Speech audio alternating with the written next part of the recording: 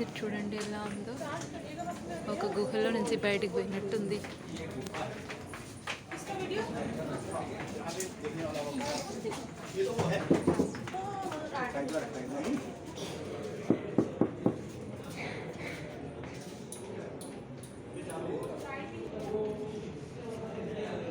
दृश्य चुंडिया गांव का है।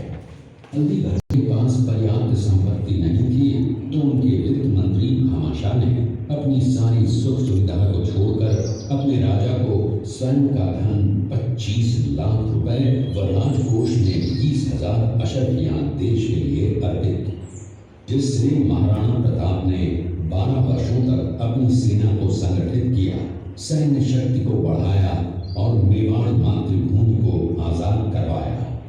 इस किले का निर्माण महाराणा कुंभा ने करवाया था।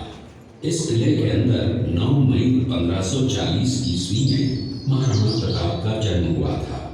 इस किले की ऊंचाई समुद्र तल से 3,568 फीट की है।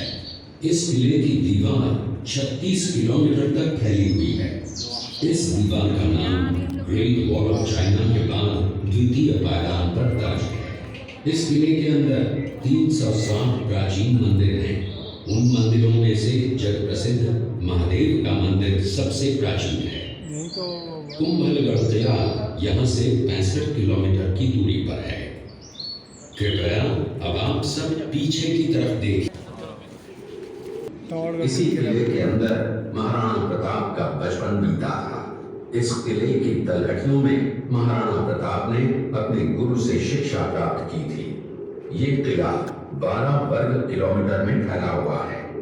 इस किले पर जब भी विदेशी आक्राताओं ने आक्रमण किया और उस आक्रमण में कोई भी राजा व सैनिक वीर गति को प्राप्त कर लेते तो उनकी पत्नियां वीरांगनाएं अपने सतीत्व की रक्षा करने के लिए जलती हुई अग्नि में कूद प्राणों को त्याग देती थी, जिसे हम जौहर कहते हैं। चित्तौड़गढ़ में 3 मुख्य बड़े जौहर हुए थे। प्रथम जौहर 1303 ईस्वी में रानी पद्मिनी ने 16,000 स्त्रियों वीरांगनाओं के साथ जौहर किया था, सिर्फ अल्लाउद्दीन खिलजी के कारण। दूसरा जौहर 1535 ईस्वी में गुजरात के शासक बहादुर शाह के आक्रमण के कारण रानी कर्मावती ने वीरांगनाओं के साथ किया। और तीसरा जौहर 1568 ईस्वी में जब अकबर ने चित्तौड़गढ़ पर आक्रमण किया, उसी समय रानी फूलकुंवरी ने 7,000 वीरांगनाओं के साथ जौहर किया। फिर भी अकबर का मन नहीं भरा और अंत में हजारों आम लोगों का कत्लेआम करवाकर उन्हें मौत के घाट उतारा गया।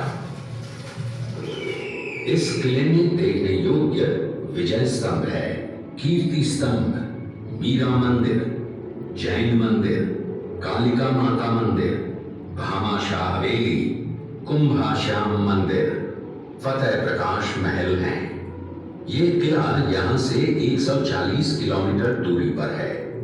ये देखते हुए सभी अतिथि आगे की तरफ चले। शेरपुर गांव का दृश्य है। अब्दुल रहीम खान खाना अजमेर का सूबेदार था। जब वो शेरपुर पहुंचा तब इसका पता कुंवर अमर सिंह को चला, जो महाराणा प्रताप के पुत्र थे। अमर सिंह ने शेरपुर छावनी पर अचानक आक्रमण कर दिया। उस आक्रमण में मुगल सेना में भगदड़ मच गई। मुगल सेना को अपनी छावनियों को छोड़कर भागना पड़ा।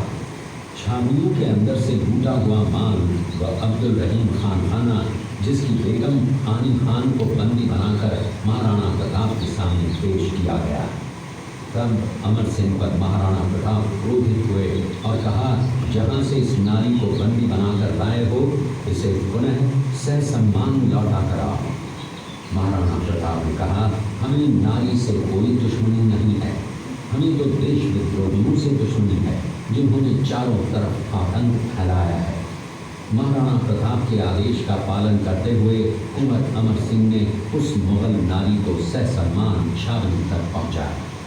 इस प्रकार महाराणा प्रताप ने अपने क्षत्रिय राजपूत धर्म का पालन किया और पराई स्त्रियों को मां, बेटी और बहन का दर्जा दिया। ये है महाराणा प्रताप का चरित्र और नैतिक उदारता का परिचय।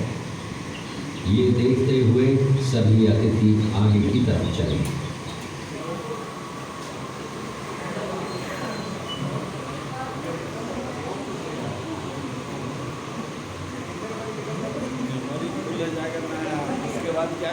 उसी किले के अंदर की ये घटना है।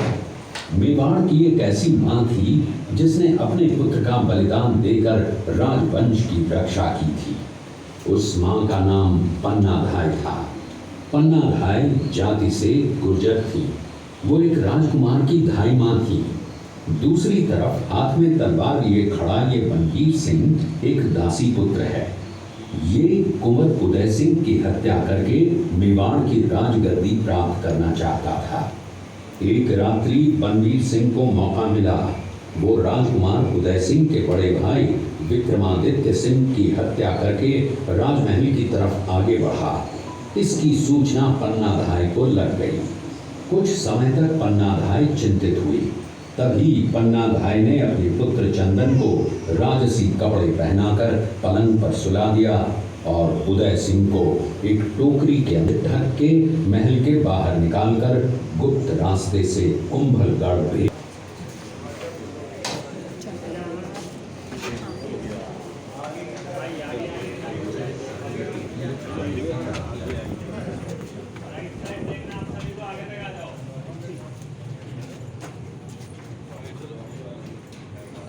Lights on.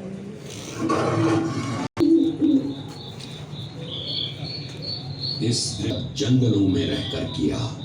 इस दृश्य में देखिए महाराणा प्रताप वृक्ष के नीचे बैठकर पत्तों पर खाना खाते हुए। इसी कारण हम आज भी महाराणा प्रताप को श्रद्धा व सम्मान से याद करते हुए देशभक्ति की प्रेरणा प्राप्त करते हैं।